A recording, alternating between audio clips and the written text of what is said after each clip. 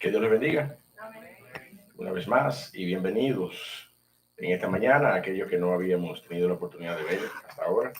Damos gracias al Señor por la presencia de cada uno en medio nuestro y, como ya dijimos, por la presencia también de los hermanos de forma virtual, de forma electrónica. Damos gracias al Señor por las facilidades que en este sentido nos brinda para continuar el curso de nuestros servicios de adoración. Damos gracias al Señor, porque en medio de todo esto hemos visto su mano obrar en favor de la continuidad de nuestros servicios, aun cuando sea de esta manera, aun cuando sabemos que hay una gran parte de la iglesia que todavía no puede estar presente por motivos de salud y otras razones, y oramos por esos hermanos, que podamos tener un tiempo de valor juntos pronto como iglesia. Esa es nuestra oración y damos gracias al Señor. Y queremos continuar en esta mañana con el estudio de la palabra de Dios. Hicimos un alto el domingo pasado, no estuvimos presentes por la partida con el Señor de nuestro hermano Arismendi, el hermano Arismendi Martínez Vialet, un hermano de gran testimonio para nosotros, un hermano que con cuya presencia, con cuyo ánimo siempre, a pesar de su edad y a pesar de su condición de salud, siempre estuvo presente en medio nuestro. Amén. Usted lo sabe eso. Y nosotros tenemos ese testimonio y damos la gloria a Dios por ese testimonio. ¿Usted me entiende? A quien nosotros damos la gloria es al Señor, porque es el Señor que hace eso en la vida de las personas.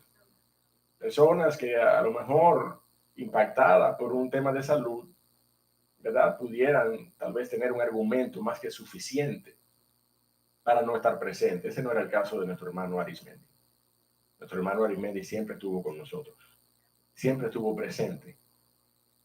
Y hoy, pues, sabemos por el testimonio que él dejó en medio nuestro, por lo que el Señor hizo en su vida, sabemos que hoy él está delante de su presencia. Y damos gracias al Señor por eso. Esta eventualidad que nos consternó, pero al mismo tiempo pudo ser recibida por la iglesia y por sus familiares que conocían ese testimonio también, en paz y en sosiego, nos sorprendió el domingo pasado y no pudimos estar con la iglesia. Nos vimos empujados por el compromiso con el hermano y con la familia y con la iglesia a suspender nuestro servicio dominical regular, y hoy lo estamos retomando. Hoy lo estamos retomando. Yo le explicaba a un hermano en ese momento, mi hermano, el Señor es muy claro en su palabra y Él nos ha establecido un orden de prioridades en la iglesia. Primero, amar a Dios sobre todas las cosas. Amén. Amar a Dios sobre todas las cosas, con toda nuestra mente, con todo nuestro corazón, con toda nuestra alma, con todas nuestras fuerzas. Amar a Dios con todo nuestro ser, como cantaba el hermano Finés ahorita. Con todo nuestro ser, todo lo que somos, le adoramos con todo lo que somos. Ese es el primer y gran mandamiento. Y el segundo y más grande mandamiento no es mantener el orden y el calendario de los servicios en la iglesia. El segundo y gran mandamiento es amar a tu prójimo como a ti mismo, ¿sí o no? De manera que en ese momento nos vimos precisados a bajarle un poco la prioridad a nuestro orden de servicios, de predicación de su palabra. Sabíamos que si era la voluntad del Señor sería retomado hoy, como lo estamos haciendo, gloria a Dios.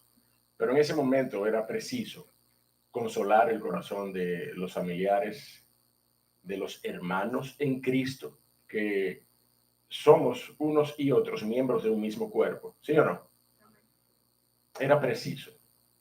Así que yo quiero aprovechar en este momento para de alguna manera llevar estas palabras de ánimo a la iglesia, explicándoles por qué no tuvimos el domingo pasado nuestro servicio de forma regular. Ore por la familia Martínez, por la familia Aracena Martínez, este hermano era tío de nuestros hermanos Bernardo, Tomás, Johnny, Ernesto, y un hombre de gran testimonio en medio de nosotros, en medio de la iglesia.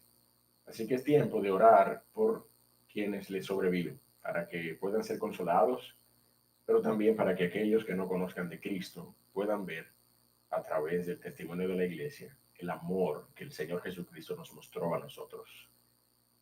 Que vean que somos capaces de igual manera de mostrar ese amor a los demás, de mostrárselos a ellos ese amor. Porque es importante que aprovechemos este tiempo, que suele ser de dolor, para llevar esperanza, para llevar palabras de aliento.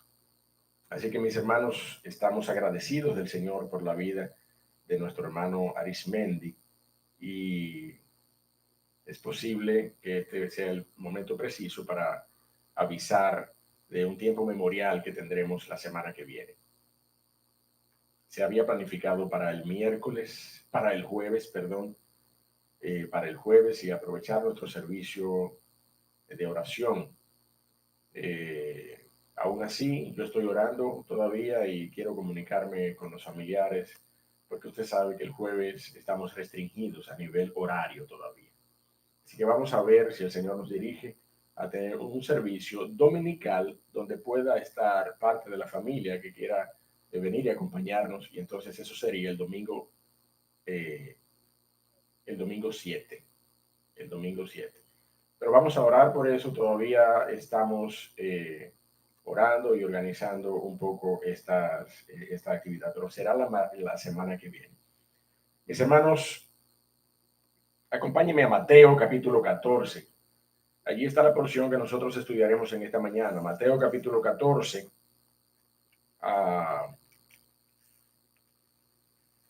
verso 22 y verso 23, hasta el verso 33. Mateo 14, verso 22 hasta el verso 33. Usted sabe que el Señor ha comenzado su año de padecimientos.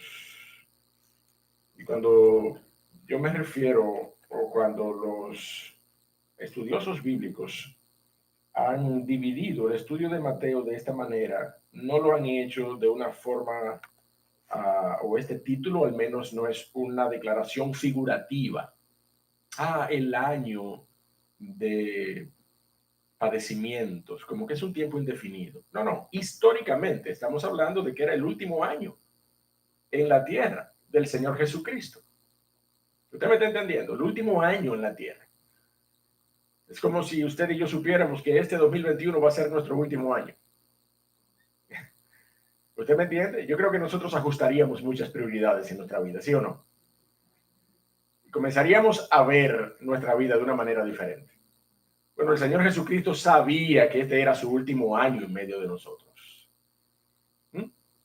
Y muy al margen de ese conocimiento omnisciente del Señor Jesucristo, el Señor Jesucristo siguió sirviendo, siguió sanando a las personas, siguió predicando el evangelio del reino, porque el Señor Jesucristo sabía que había sido enviado con un propósito particular, el propósito de ir a la cruz, y ya él había comenzado el último tramo de su vida y de su ministerio aquí en la tierra, y durante ese tiempo el Señor no iba a dejar de impactar a las gentes de la manera en como vimos en el último mensaje que predicamos acerca de Mateo, de la manera maravillosa en cómo el Señor impactó a más de 5,000 personas, supliéndoles materialmente, alimentándoles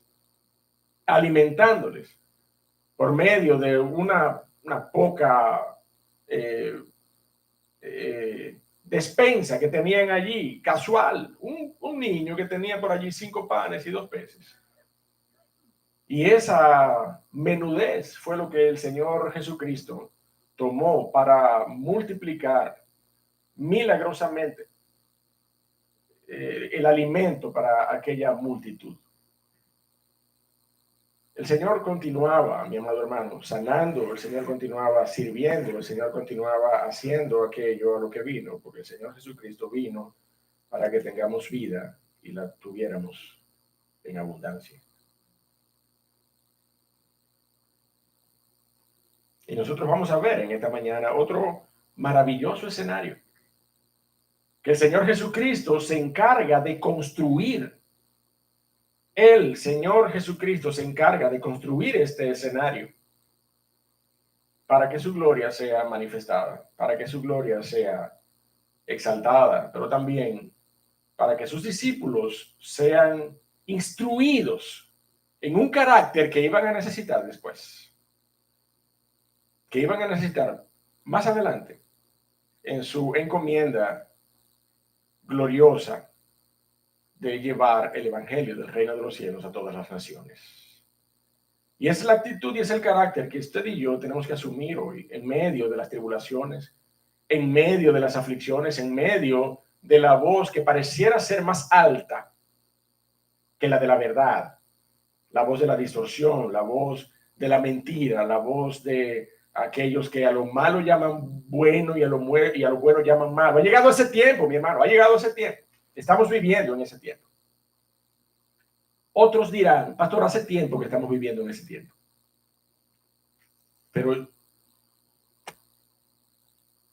mi hermano, yo soy joven. Yo solamente tengo 51 años. Y eso es joven, ¿o no? Eso es joven. Y en mis 50 años, yo no había visto un tiempo como este. En términos de distorsión de la verdad, pero en términos de querer implantar la mentira y la aberración como oficial, como verdad oficial, por la cual deben vivir las sociedades. Nosotros estamos viviendo en tiempos peligrosos no solamente para la iglesia, sino peligrosos para la labor que la iglesia ha sido llamada a llevar, ha sido llamada a ejecutar. Bien es cierto que ni siquiera las puertas del Hades prevalecerán en contra de la iglesia, mi amado hermano. Y eso usted y yo lo sabemos porque esa es la promesa de nuestro Señor Jesucristo. Las puertas del Hades no prevalecerán contra la iglesia. Pero estos tiempos son tiempos peligrosos. Son tiempos que arrastran convicciones cuando estas no están fuertes, no están cimentadas en el evangelio de Cristo, en su obra de la cruz. Cuando nuestras convicciones no están firmes, arraigadas en esas verdades bíblicas, entonces somos objeto de estas corrientes de mentiras y de verdades distorsionadas que a veces son peores que una flagrante mentira. Estamos viviendo en ese tiempo, mi amado hermano. Y para este tiempo necesitamos el carácter de valentía, de arrojo, de osadía, de valor, de firmeza, de convicción que el Señor Jesucristo nos enseñó a través de episodios y enseñanzas y escenarios como los que nosotros vamos a ver en esta mañana. También sus discípulos fueron objeto de esta enseñanza, pero usted y yo tenemos necesariamente que partir de la misma enseñanza para que nosotros podamos vivir para su gloria hoy con el mismo carácter, mi amado hermano. El autor y evangelista Charles Swindoll escribió, cito, no podemos cambiar nuestro pasado. No podemos cambiar el hecho de que la gente actuará de cierta manera en el presente. No podemos cambiar lo inevitable. Lo único que podemos hacer es tocar la cuerda que nos corresponde. Y esa es la cuerda de nuestra actitud. Estoy convencido, escribía Swindoll, estoy convencido de que la vida, y usted lo ha escuchado esto posiblemente en otras ocasiones, estoy convencido de que la vida es 10% lo que nos acontece y 90% la manera en cómo nosotros respondemos a lo que nos acontece. ¿Sí o no? Escribía este autor: la vida es 10% lo que me ocurre y 90% cómo reacciono a las cosas que me ocurren. Estamos a cargo de nuestras actitudes. Termino la cita con eso. Eso escribía este autor y evangelista. ¿Cómo reacciono yo a las actitudes de otras personas? ¿Cómo reacciono yo a las adversidades, a las aflicciones que van a venir a nuestras vidas? Mi hermano, ¿cómo reacciono yo, aún como hijo de Dios por medio de la fe en Cristo? ¿Cómo reacciono yo a la presencia del Señor en mi vida? ¿Cómo reacciono yo a la convicción de que el Señor está conmigo todo el tiempo? Él lo ha prometido, al margen de mi convicción de fe. Él ha prometido estar con nosotros todos los días hasta el fin. Y cuando yo digo al margen de mi convicción de fe, me refiero al margen de la duda que puede presentarse en un momento dado. No al margen de mi convicción de fe que me trajo a los pies de Cristo, sino al margen de las situaciones que pueden venir a nuestras vidas después que nosotros somos hijos de Dios por medio de la fe en Cristo. ¿Cómo reacciona? En otras palabras, ¿cómo vive usted día a día, cotidianamente?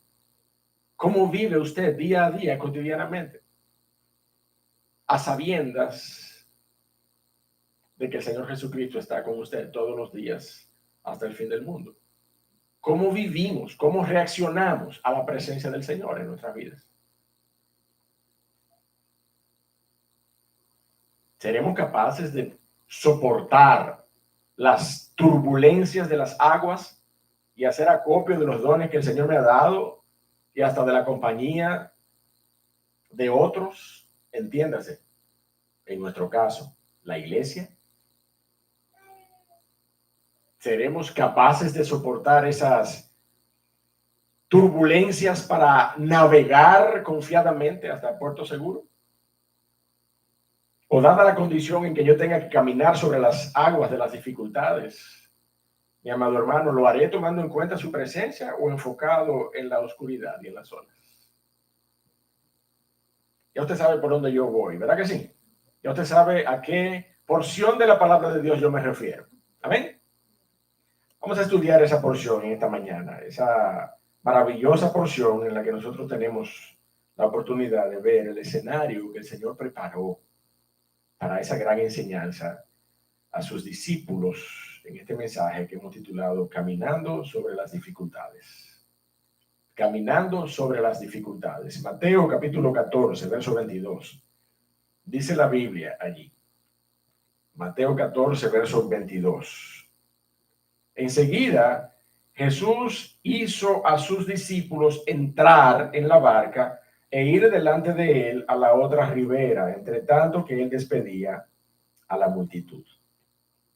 Despedida la multitud, subió al monte a orar aparte, y cuando llegó la noche, estaba allí solo, dice la Biblia. ¿Usted está leyendo conmigo?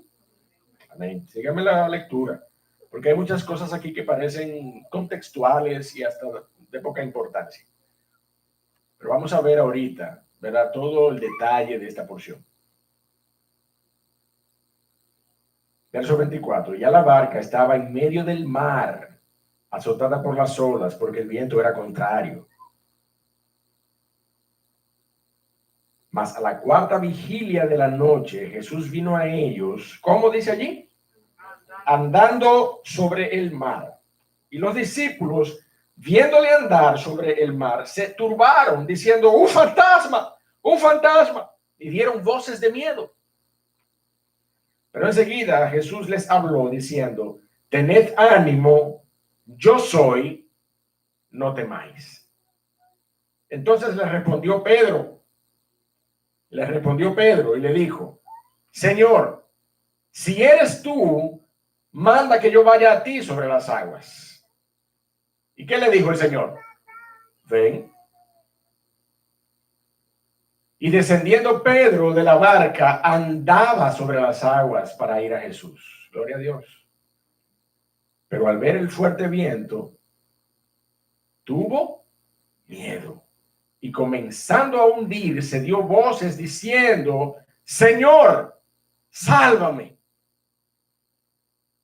Al momento, Jesús, extendiendo la mano, asió de él y le dijo: hombre de poca fe, ¿por qué dudaste? Y cuando ellos subieron a la barca, se calmó el viento. Entonces los que estaban en la barca vinieron y le adoraron, diciendo: verdaderamente eres Hijo de Dios. Padre Dios del cielo,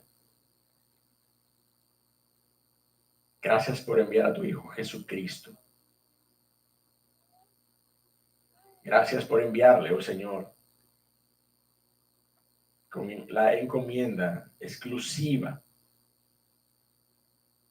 de morir en una cruz en favor de los tuyos, oh Dios del cielo. Padre, te damos gracias por su obra, pero nosotros tenemos una tarea por delante que tú estableciste, que tú declaraste en tu palabra, oh Señor. Una tarea que debía ser llevada a cabo para la gloria del nombre de Cristo, para que su santo evangelio fuese predicado a toda criatura. Dios de los cielos, fortalece nuestro carácter. Ayúdanos, oh Señor, a ser hombres y mujeres de fe, que no dudemos ante tu presencia. Ayúdanos en esta mañana a afirmar estas convicciones inicialmente en nuestras vidas, pero luego ayúdanos con tu espíritu a vivir por esas convicciones. Por Cristo te lo pedimos. Amén. Mis hermanos, la insuficiencia del hombre se torna suficiente en las manos de Dios. Ese es el sencillo axioma que nosotros aprendimos cuando vimos al Señor alimentando a esa multitud de personas con esos pocos panes y esos pocos peces. Pero el Señor tenía un escenario preparado para otra gran enseñanza. Pero tan pronto concluyeron allí, Mateo narra cómo enseguida el Señor hizo entrar a sus discípulos a una barca y enviarles delante de él a la otra orilla del mar de Galilea. Mire cómo dice el verso 22, y esa es la porción desde el verso 22 hasta el verso 25, donde nosotros vemos cómo Dios prepara el escenario. Esta es la porción de la preparación del escenario. Y aquí usted y yo vamos a ver esas aparentes trivialidades que forman parte del plan del Señor. ¿Usted me entendió eso que yo dije? Trivialidades que cualquiera que la lee rápido entiende que eso es simplemente una extensa introducción del evento. Pero son trivialidades que el Señor estaba utilizando, que el Señor estaba orquestando, el Señor estaba preparando el escenario. Siga conmigo la lectura. Enseguida Jesús hizo a sus discípulos entrar en la barca e ir delante de él a la otra ribera, entre tanto que él despedía a la multitud. Despedida la multitud, subió al monte a orar aparte. Y cuando llegó la noche, estaba allí solo. Y ya la barca estaba en medio del mar, azotada por las olas. Yo no sé si usted se está dando cuenta de eso. Cuando llegó la noche, dice la palabra de Dios, el Señor estaba en el monte orando aparte y estaba solo, pero ya la barca estaba en el medio del mar azotada por las olas, porque el viento era contrario. Sin embargo, si nosotros recordamos adecuadamente la porción de la alimentación de los 5,000, los discípulos estaban preocupados y le dijeron al Señor: mira, ya la hora es pasada, porque la porción dice que había llegado la noche. Entonces tenemos que entender un poco qué pasa aquí, que la porción vuelve y nos dice, y cuando llegó la noche, estaba allí solo y ya la barca estaba en medio del mar, azotada por las olas, porque el viento era contrario. Toda esta explicación que yo quiero compartir con usted, mi amado hermano, es para que usted entienda una verdad que es la que vamos a enfatizar en este primer punto de la preparación del escenario. Dice el verso 25, más a la cuarta vigilia de la noche Jesús vino a ellos andando sobre el mar. Y yo le quiero decir lo siguiente, mi hermano. Con antelación, aunque no le veamos a él en acción, el Señor Jesucristo está construyendo, está diseñando los escenarios en los cuales obrará con poder para que su gloria sea manifiesta en nuestras vidas. Antes de que ocurran las grandes cosas que el Señor hace en nuestras vidas, las trivialidades y las situaciones casuales que usted y yo consideramos casuales, previas a esas grandes intervenciones del Señor en su vida, formaron parte del escenario que el Señor estaba creando para nosotros. Y muchas veces, mi amado hermano, usted y yo desechamos esas trivialidades previas y nos llenamos de ansiedades porque desconocemos la manera en que el Señor va a trabajar y nosotros esperamos el resultado antes de gozarnos en el proceso, mi amado hermano. El Señor está trabajando en medio de nosotros. El Señor está trabajando en medio de nosotros y lo hace de manera imperceptible, como vamos a ver en esta preparación del escenario. Porque déjeme decirle, aquí hay varias cosas que no encajan. Y sin embargo, el Señor las utilizó para su gloria. Aquí hay una serie de cosas que no encajan. Y sin embargo, el Señor las utilizó para su gloria. Forman parte del cuadro completo de nuestro Dios para hablar a los corazones de sus discípulos y para hablar a nuestros corazones hoy. Mire, en primer lugar, lo que dice allí, Jesús hizo a sus discípulos entrar en la barca e ir delante de él a la otra ribera. Eso es lo que dice la porción. Y la pregunta casi obligada es, ¿por qué? ¿Por qué? Era ya de noche. Era ya de noche y allí estaban los discípulos. De hecho, yo me inclino a pensar que ahí estaban todos los discípulos del Señor. ¿Usted sabe por qué? Porque cuando ellos alimentaron a los 5,000 y luego se dispusieron a recoger las canastas, ¿cuántas canastas recogieron? ¿Usted se acuerda de ese número? ¿Cuántas canastas recogieron? 12 canastas.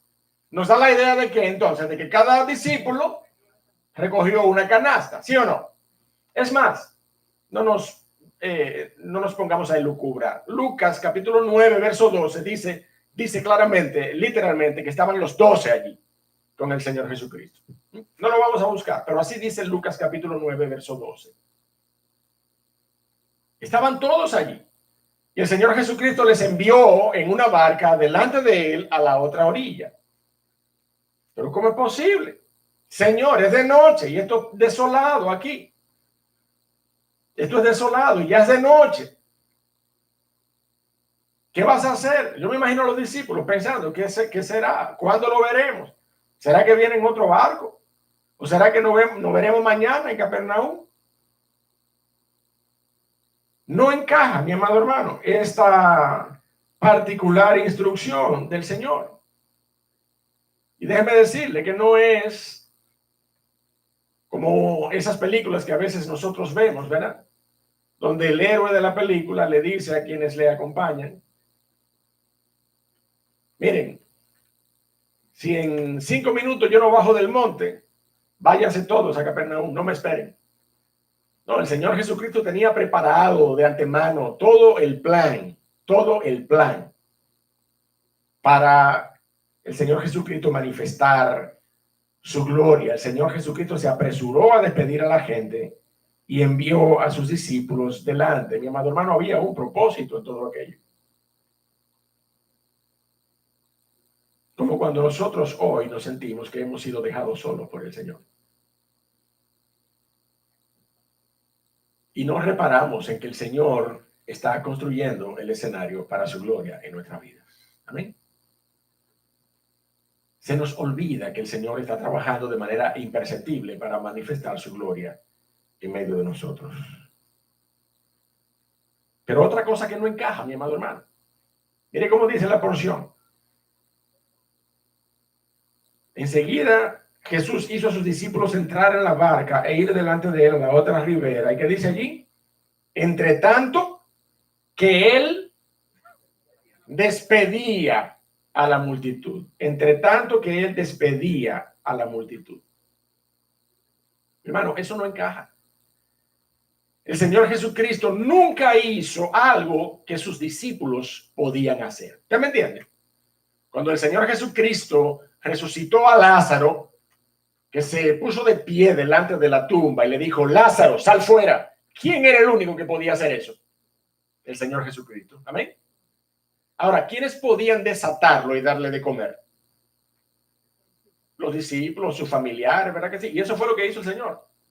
Habiendo resucitado a Lázaro, le dijo a la gente, le dijo a los discípulos, desátenlo y denle de comer. El Señor nunca hizo algo que sus discípulos pudieran hacer.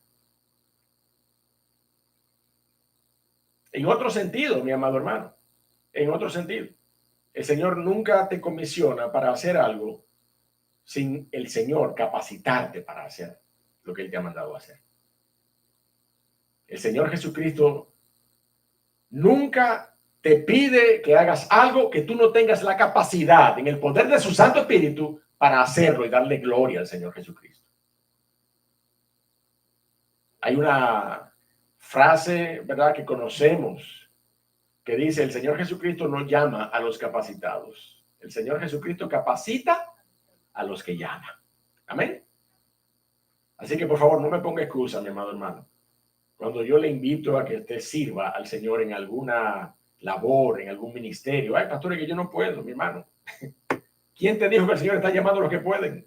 El Señor está llamando, punto. Él se encargará de hacer que puedas. En el poder de su Santo Espíritu, Él te capacitará para hacer la obra. Amén. Eso es lo que sucede, mi amado hermano. Eso es lo que sucede. El Señor capacita a quienes llama a servirle a Él.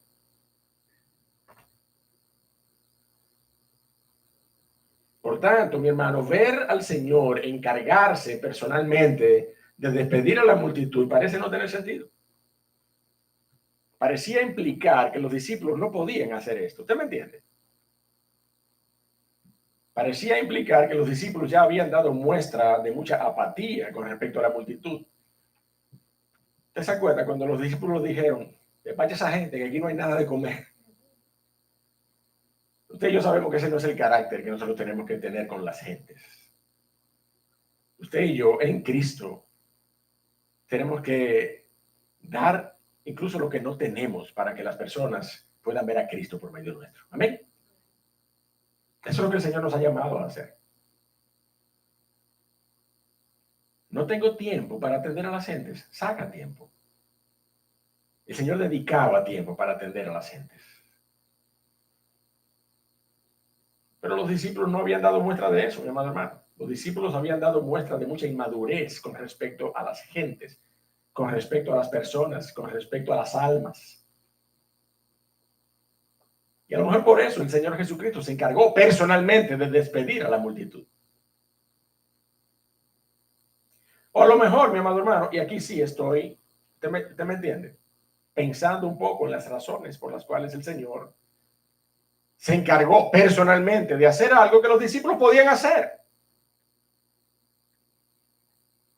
A lo mejor el Señor Jesucristo estaba dando tiempo para que los discípulos estuvieran en el lugar adecuado, en el momento adecuado, donde el Señor iba a desplegar toda su gloria para impactar sus corazones. O mire, mi hermano, a lo mejor ambas cosas a la vez. ¿Usted me entiende? A lo mejor ambas cosas a la vez, porque el Señor Jesucristo hace eso. El Señor Jesucristo impacta vidas diferentes por medio de circunstancias diferentes, en momentos y escenarios diferentes, con el único propósito de que su gloria sea manifestada. El Señor Jesucristo lo hace. Y La porción dice cuando llegó la noche, mi amado hermano. Usted sabe, o por lo menos tiene referencias de ello, estoy seguro, que en aquel tiempo el esquema horario era un poco diferente al nuestro hoy. Y la llegada de la noche en esa primera vigilia que se establecía en el calendario horario utilizado normal en aquel tiempo en la Palestina, era ese, particularmente desde las 6 hasta las 9 de la noche era la primera vigilia, desde las 9 hasta las 12 era la segunda vigilia, desde las 12 hasta las 3 de la mañana era la tercera vigilia, y la cuarta vigilia de la noche ya era rayando el alba, desde las 3 de la mañana hasta las 6 de la mañana. Y dice la palabra de Dios que llegada la noche, el Señor Jesucristo se encontraba solo, orando en el monte, pero ya la barca estaba siendo azotada por los vientos. Sin embargo, mi amado, antes, en el versículo 15, vaya conmigo, Mateo 14, verso 15, para que usted lea conmigo allí. Dice la porción allí, verso 15. ¿Usted lo lee conmigo? Dice, cuando anochecía, se acercaron a él sus discípulos diciendo, el lugar es desierto y la hora es ya pasada, despide a la multitud. Señor, ya casi son las 6 de la tarde y no tenemos nada que darle a esta gente. Ahorita cierran todos los colmados. Manda a esta gente, por favor, despídela para que compre algo de comer. Yo no sé si usted lo entiende esto. Habiendo llegado la noche o estando ya llegando la noche, todavía la multitud de más de 5,000 personas no había sido alimentada. ¿Usted me está entendiendo? Entonces, ¿cómo es que ahora en el versículo 23 nosotros leemos, subió al monte a orar aparte y cuando llegó la noche estaba ahí solo? Entonces, ¿no entiende? En la alimentación de la multitud, recoger los restos, despedir a la multitud, ¿en cuánto tiempo se hizo eso? Lo que pasa, mi amado hermano, es que estamos hablando de vigilias diferentes. ¿Usted me entiende? Estamos hablando de vigilias diferentes de todo aquel tiempo particular que era establecido para los judíos. Y en la primera vigilia de la noche se dio ese evento maravilloso de la alimentación de los 5,000. Pero llegada la segunda vigilia de la noche, el Señor entonces, mi hermano, se encontraba solo orando y la barca ya estaba azotada por los vientos. Por eso decimos, mi amado hermano, que el Señor diseña y construye con antelación, aunque no lo veamos, los escenarios en los cuales Él obrará con poder para que su gloria sea manifiesta. El Señor hizo a sus discípulos entrar en la barca e ir delante de Él a la otra ribera del mar de Galilea, entre tanto que Él despedía a la multitud. Luego subió al monte a orar aparte, y cuando llegó la noche, cuando llegó la segunda vigilia de la noche, cerca de las 9 de la noche, ya oscuro, estaba allí solo, mientras la barca estaba en medio del mar, azotada por las olas. Y no fue, mi amado hermano, casi 6 horas después, a la cuarta vigilia de la noche, cuando el Señor vino a ellos andando sobre el mar. Usted ve el panorama completo. Dígame usted si eso no es un ejemplo de que el Señor orquestó todo aquello y lo preparó todo aquello para poder manifestar su gloria en medio de aquella barca, en medio de aquella tormenta, en medio de aquella oscuridad. Este es un tremendo ejemplo de cómo el Señor prepara de antemano los escenarios para que su gloria sea engrandecida. Pero mire, déjeme decirle algo, mi hermano. Yo no creo que haya otro ejemplo más glorioso que el plan redentor de nuestro Señor Jesucristo.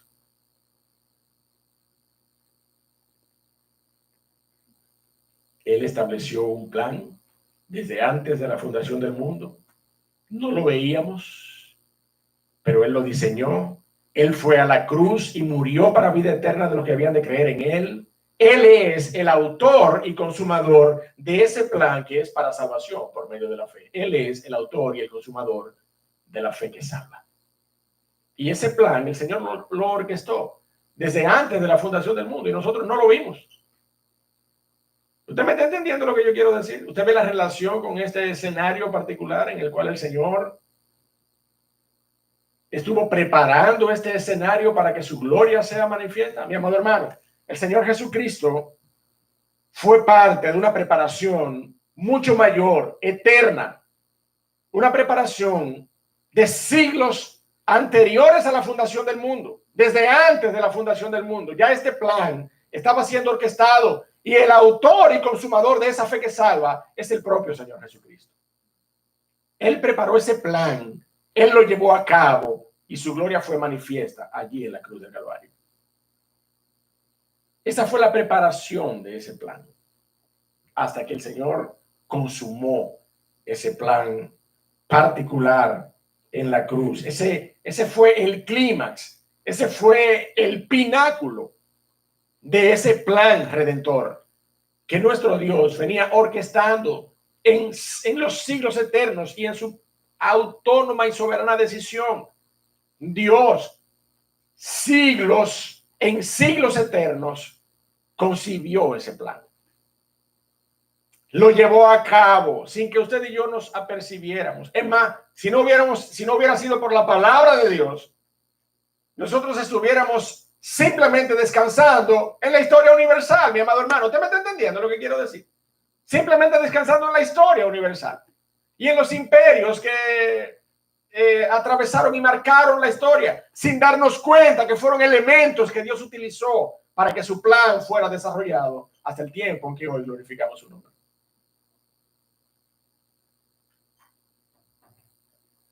Dios llevó a cabo un plan en la persona de Cristo. Y la cúspide de ese plan, el punto más elevado, el punto más alto de ese plan, fue la cruz de Calvario. Y déjeme entonces mostrarle el punto más alto, el clímax del escenario en esta porción de Mateo, verso 26. Verso 26. Dice la palabra de Dios allí. Y los discípulos, viéndole andar sobre el mar, se turbaron diciendo, ¡un fantasma! Y dieron voces de miedo. Pero enseguida Jesús les habló diciendo, tened ánimo, yo soy, no temáis. No temáis. Hermano, usted y yo sabemos que esa es una de las instrucciones más enfatizadas a los hijos de Dios en las Escrituras. Un total aproximado de 114 veces en las Escrituras, en el texto bíblico, nos hacen referencia a ese valor del Espíritu Santo que hemos recibido. Un espíritu de poder, un espíritu de amor, un espíritu de dominio propio, un espíritu ciertamente no de cobardía. Amén. Ese es el espíritu que hemos recibido. Por eso la palabra de Dios insiste tantas veces, no temáis.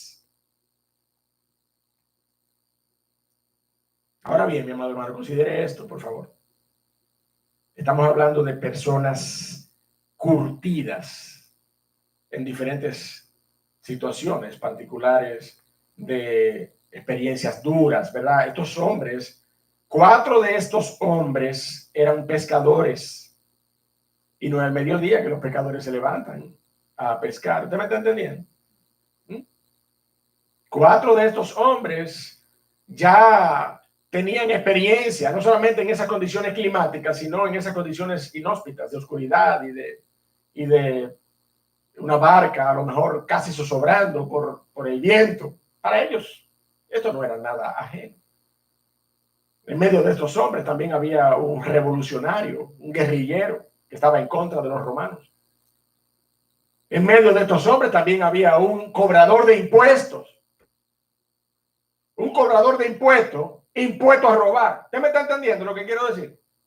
Y si estaba impuesto a robar, estaba impuesto a discutir con la gente y a pelear. Era un ladrón, Mateo, justamente Mateo, cuyo evangelio estamos estudiando. Eran hombres curtidos en experiencia. Entonces, mi hermano, no era por la oscuridad, no era por el viento, no era por las olas. La palabra de Dios es bien clara cuando nos dice que ellos se turbaron y tuvieron miedo cuando vieron al Señor Jesucristo caminando sobre el mar y dieron voces de miedo y gritaron y dijeron, ¿un fantasma? Y mire, mi hermano, póngase en el zapato de esos discípulos, de esos apóstoles del Señor. Cualquiera de nosotros, es más, yo creo que el haber gritado un fantasma es una muestra de valor. Porque cualquiera de nosotros en medio de una situación así se tranca. ¿Usted me entiende? Se tranca y cae para atrás y hay que recogerlo. Muchos de nosotros perdemos incluso la capacidad de hablar cuando estamos consternados por una situación, ¿verdad?, tan sobrecogedora como aquella que se relata aquí, una oscuridad profunda, el mar, las olas, el viento. Entonces, en medio de las aguas, un hombre caminando que se acerca a nosotros, posiblemente irradiando algún nivel de luz que le permitió a los discípulos ver al Señor Jesucristo en medio de aquella oscuridad. El Señor se estaba manifestando, mi amado hermano, en medio de la tormenta. Camino al Calvario, en este último año de su vida, en este mundo, el Señor se estaba manifestando en medio de aquel escenario que Él mismo construyó para enseñarles acerca de la fortaleza y la valentía que ellos necesitarían para continuar adelante. Sin su presencia, sosteniendo la gran comisión que sería colocada en sus manos, aún luego de su resurrección. Y mire, mi hermano, a cuyo escenario se parece mucho este evento que nosotros estamos viendo. El escenario de la resurrección del Señor Jesucristo. Y el espanto que eso pudo haber provocado en algunos discípulos se parece mucho a esto que nosotros estamos estudiando en esta mañana. Acompáñeme por favor a Lucas. Ahora sí, yo quisiera que usted me acompañe a Lucas, capítulo 24. Lucas, capítulo 24, verso 36.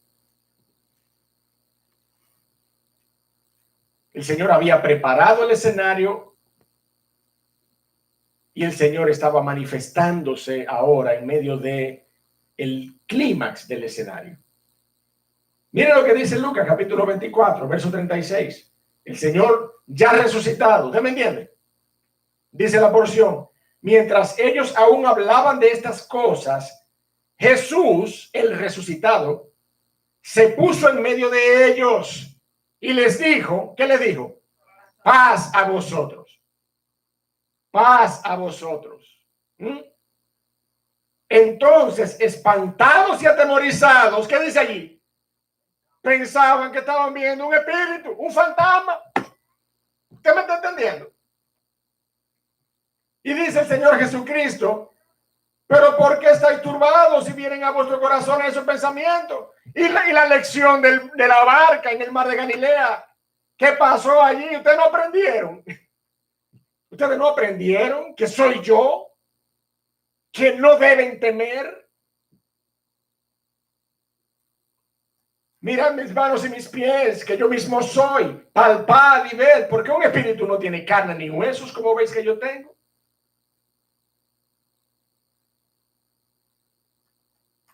Parece que no eran ustedes que estaban en la barca aquella noche, hace menos de un año. Y heme aquí ahora, y ustedes están pensando lo mismo, que soy un espíritu, que soy una aparición.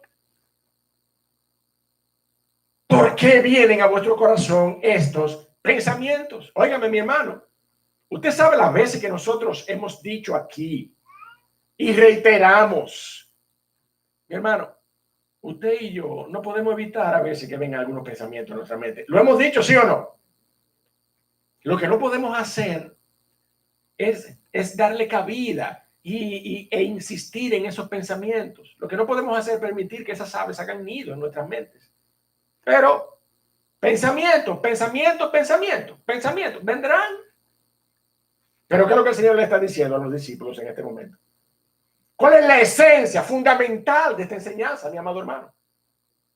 El Señor les está diciendo, ¿por qué estáis turbados y vienen a vuestro corazón estos pensamientos? ¿Por qué vienen a vuestro corazón estos pensamientos? Y ya nosotros nos encargamos de vivir juntos una experiencia en donde ustedes estaban igualmente atemorizados porque pensaban que yo era una aparición. Y sin embargo, la instrucción fue, soy yo, no temáis. Soy yo, no temáis.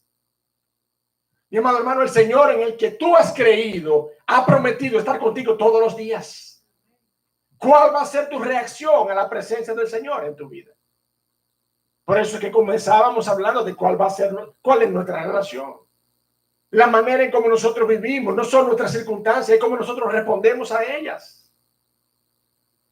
Entonces, si hay una gloriosa circunstancia en tu vida, que significa que el Señor Jesucristo está caminando a tu lado y no te dejará ni te desamparará, ¿cuál es tu reacción? ¿Cómo vives tú ante esa realidad de tu vida? Si es que has nacido de nuevo. Si es que verdaderamente eres creyente y has nacido de nuevo y has sido regenerado por el Espíritu de Dios, ¿cómo tú vas a reaccionar a la realidad de que el Señor Jesucristo es el que ha prometido estar contigo? ¿O es que permitirás que Él te reprenda de la misma manera y te diga, pero ¿cómo vienen a tu corazón esos pensamientos? Soy yo. Tú puedes ver la relación que hay entre el escenario de la resurrección y este escenario particular de el mar de Galilea. ¿Lo puedes ver? ¿Sí o no? Los discípulos pensaban que era un fantasma en ambos escenarios. Y el Señor Jesucristo tuvo que decirles, tuvo que reprenderles con la misma respuesta en ambos escenarios. Mi amado, dice un dicho por ahí que a veces es necesario, a veces vale más, aunque es casi imposible que suceda. De hecho, por eso se dice, nadie aprende en cabeza ajena. Mi hermano, pero es necesario que nosotros aprendamos de esta lección de los discípulos. Es necesario y por eso es que insistimos en estas verdades, mi amado hermano. Porque yo no puedo permitir, ni para ustedes que son la iglesia de Cristo, donde el Señor me ha llamado a ministrar, ni para mi propia vida, que se diga, bueno, es que nadie aprende en cabeza ajena. Y entonces continúe viviendo mi vida como si el Señor es un fantasma, es una aparición. Y yo siga lleno de dudas, lleno de temores, lleno de miedos, sobre todo en medio de este escenario de aflicciones en el que estamos viviendo. ¿Dónde está la promesa del Señor en tu vida, mi amado hermano? ¿Dónde está la promesa del Señor en tu vida? Pero no solamente hubo una preparación, no solamente hubo un momento climático, hubo un gran milagro en ese momento. Vamos a ver esa porción, el milagro en el escenario, verso 28 de Mateo 14. Entonces le respondió Pedro. Y dijo, Señor, si eres tú, manda que yo vaya a ti sobre las aguas. Y él dijo, ven. Y descendiendo Pedro de la barca, andaba sobre las aguas para ir a Jesús. Pero al ver el fuerte viento tuvo miedo y comenzando a hundirse dio voces diciendo, Señor, sálvame. Señor, sálvame. Al momento Jesús, extendiendo su mano, asió de él y le dijo, hombre de poca fe, ¿por qué dudaste? Cuando ellos subieron en la barca, se calmó el viento. Entonces los que estaban en la barca vinieron y le adoraron, diciendo, verdaderamente, eres hijo de Dios. Mire, mi hermano, de todos los discípulos, de todos los discípulos, el poseedor del carácter suficiente para clamar al Señor de esta manera, no podía ser otro que el apóstol Pedro. Impulsivo, inmaduro, hasta muy avanzada la iglesia primitiva, tuvo que ser reprendido por el apóstol Pablo. Temperamental, Pedro estuvo dispuesto a vencer el temor de la presencia del Señor en medio de la tormenta y caminar sobre las aguas. No solamente el Señor caminó sobre las aguas, Pedro también caminó sobre las aguas. ¿Usted me entiende? Ese fue el milagro particular que nosotros vimos manifiesto allí en medio de aquel escenario de gloria para nuestro Señor Jesucristo. La única diferencia es que el poder de caminar sobre las aguas de nuestro Señor Jesucristo es un poder autónomo. ¿Usted me entiende? El poder de Pedro de caminar sobre las aguas es un poder que dependía del Señor Jesucristo. ¿Amén?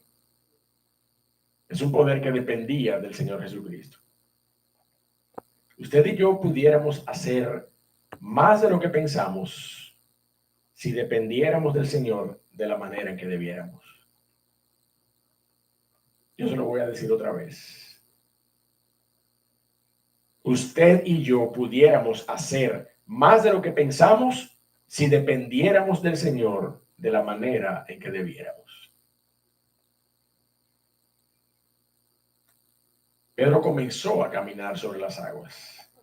La voz del Señor fue suficiente para habilitar en aquella relación de gravedad molecular entre el peso de Pedro y las aguas. La voz del Señor Jesucristo fue suficiente para habilitar el escenario, de manera que Pedro caminó sobre las aguas.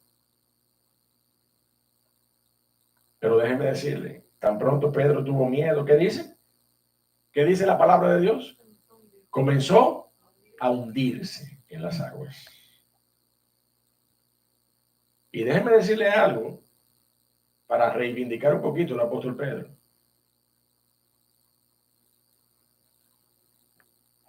Si hubo algo de lo que el apóstol Pedro no pareció haber dudado, fuera que este era el Señor Jesucristo.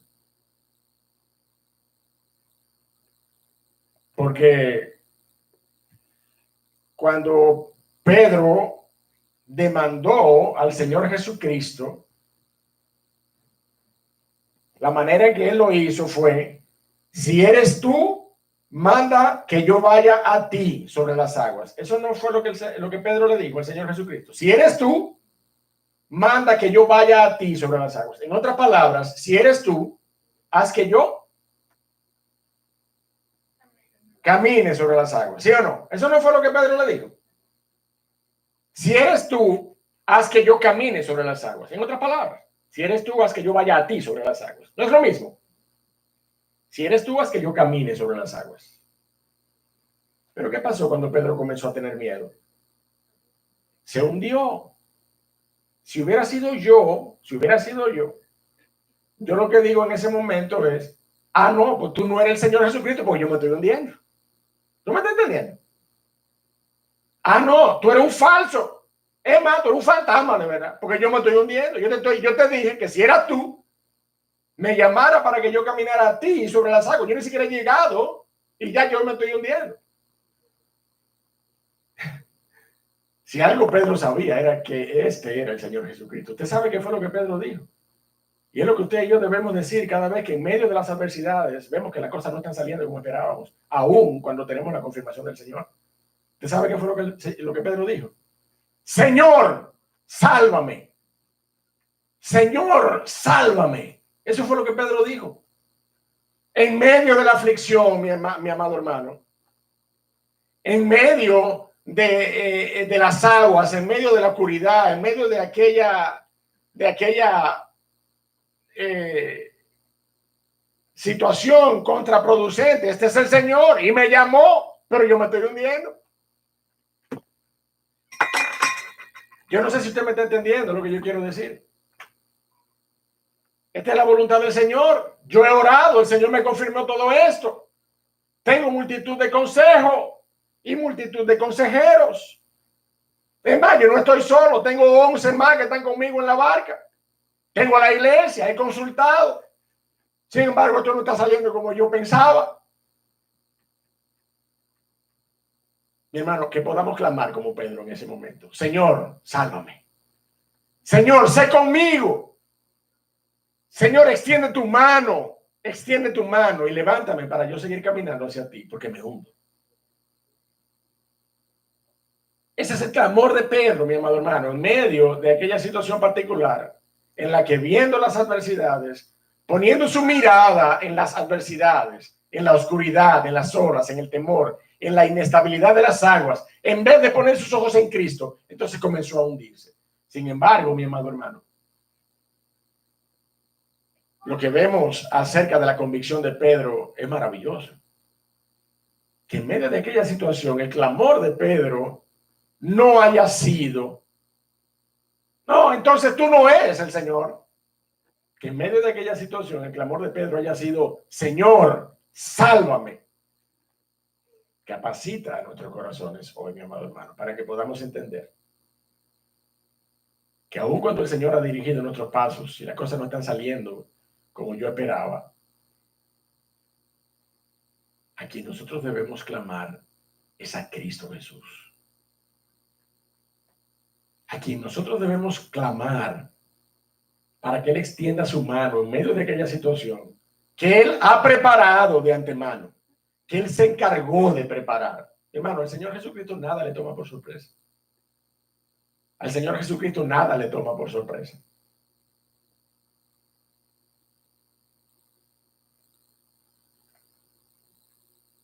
Y déjeme decirle, mi hermano, Pedro tuvo miedo y comenzó a hundirse en las aguas. Y conforme a lo que el Señor Jesucristo establece, lo que se contrapone a ese temor, lo que se opone a ese temor, según el propio Señor Jesucristo, mi amado hermano, es la fe. ¿Usted me entiende? Porque eso fue lo que el Señor Jesucristo le dijo. ¿Por qué dudaste, hombre de poca fe? ¿Por qué dudaste? Hermano, si la fe es la certeza de lo que esperamos y la convicción de lo que aún nosotros no podemos ver, entonces no seremos vencidos nunca por el temor si vivimos por fe en nuestro Señor Jesucristo.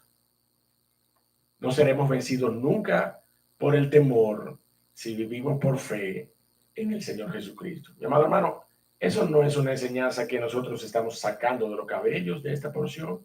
La palabra de Dios dice claramente en Primera de Juan, capítulo 5, que la fe es la victoria que ha vencido al mundo. ¿Sí o no? ¿No lo dice Primera de Juan, capítulo 5? Lo leo para usted, porque todo lo que es nacido de Dios vence al mundo. Y esta es la victoria que ha vencido al mundo. Nuestra fe. Y dice la porción, ¿quién es el que vence al mundo sino el que cree que Jesús es el Hijo de Dios? ¿Quién es el que vence al mundo sino el que pone su confianza en la persona y en la obra de Cristo, en vez de considerar aquellas cosas como filosofías religiosas de este mundo? Hombre, ¿qué es lo que tú vas a creer en eso? Si lo que tú estás considerando es que la persona y la obra de Cristo es como un fantasma, una aparición, una cosa de la gente, filosofía religiosa. Hermano, dice la palabra de Dios que la fe en la persona y en la obra de Cristo es la que vence al mundo.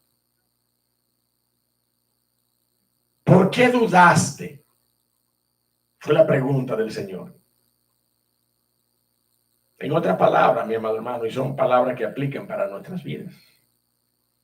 ¿Por qué, habiendo sido yo el que te llamó a la carrera de la fe, dudaste? ¿Por qué sigues dudando? ¿Por qué, estando yo con vosotros, aún las condiciones sean estas tinieblas y esta tormenta, pero estoy con vosotros? ¿Por qué dudaste? La duda, mi amado hermano, es una manifestación de falta de fe. Es una manifestación de inseguridad, de temor, de desconfianza. Y cuando esas son las características que se encuentran en mi relación con el Señor, entonces yo estoy cerca de haber apagado el Espíritu de Dios en mi vida, mi hermano. Y ya no podremos recibir cosa alguna del Señor, dice la palabra de Dios. Ojo, tampoco estoy sacando esta enseñanza por los cabellos.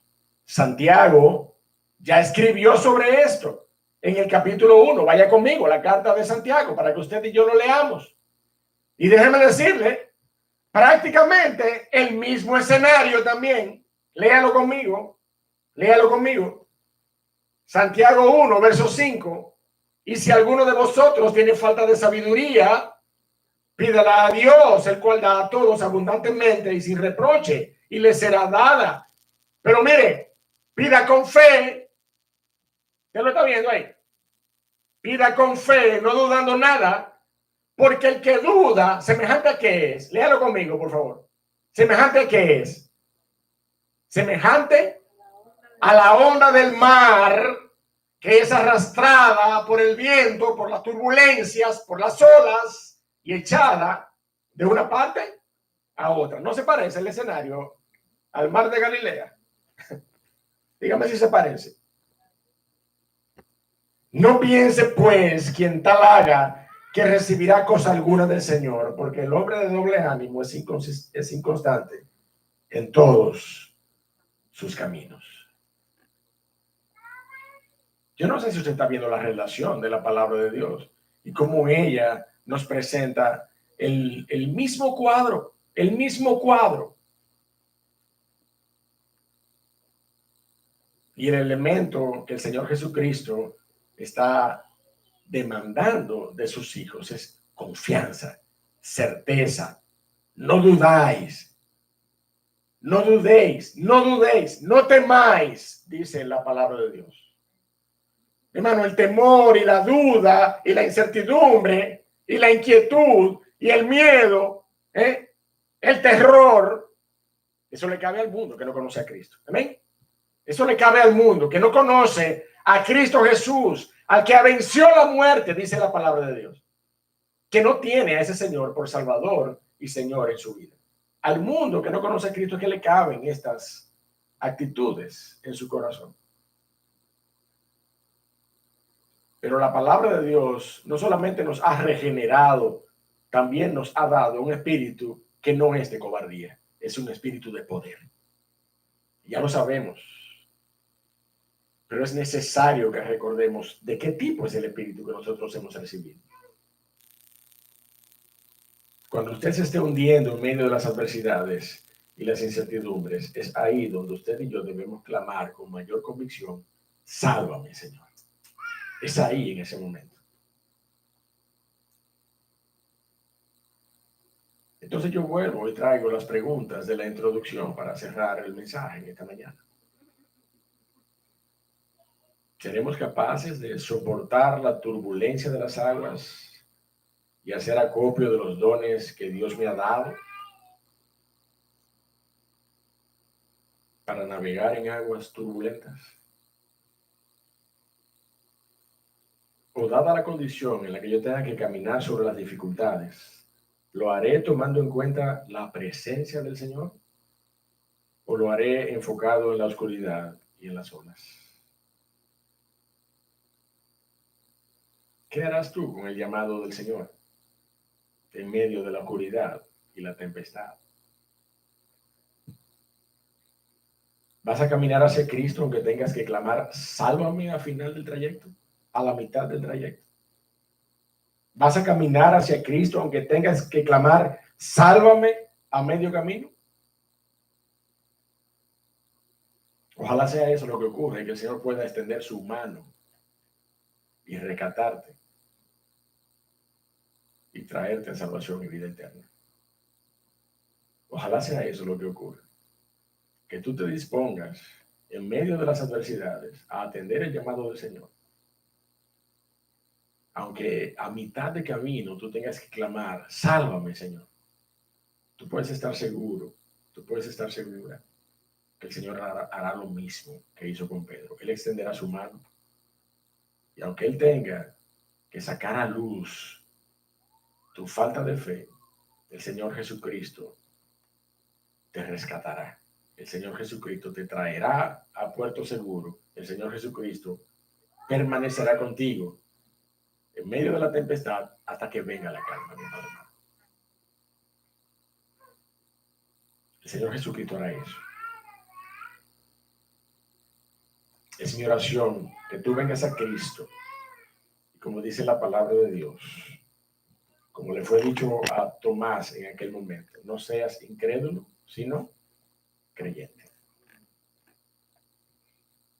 Padre Dios del cielo, te damos gracias en esta mañana. Te bendecimos y te adoramos. Y reconocemos que tú tienes un propósito, tú tienes un plan orquestado. A veces no entendemos las cosas que estás haciendo. A veces no entendemos, oh Señor, el detalle de las cosas que ocurren. Pero si nosotros hemos sido ministrados con esta enseñanza de tu palabra, terminaremos entendiendo que algo tú estás preparando para nuestra vida. Algo tú estás preparando. No conocemos el tiempo en que se va a manifestar tu gloria. No conocemos el tiempo en el que puede manifestarse algún portento, algún milagro en nuestras vidas, alguna provisión, alguna salud que necesitamos o que anhelamos, alguna relación restaurada, algunos padres, esposos, hijos, familiares, amigos a los pies de Cristo porque impacta nuestra vida, oh Señor. Y a veces es razón de nuestras ansiedades y de nuestras aflicciones más profundas, que personas que tenemos en nuestra vida no hayan conocido a Cristo. Tú estás preparando el escenario, Dios del cielo. Y en algún momento tú te vas a manifestar. En ese momento, oh Señor, no estamos llamados a temer. Estamos llamados a clamar, oh Señor, y a entender que eres tú. Que eres tú, oh Dios del cielo. Y que tú harás grandes cosas en medio nuestro. Dios y Padre, obra en los corazones de aquellos que no te conocen, pero obra en los corazones de tus hijos. Obra en los corazones de tu iglesia, oh Dios, para que no temamos, para que podamos vivir, oh Dios, conforme al espíritu de poder que tú nos has dado, al espíritu de amor, al espíritu de dominio propio que tú nos has dado.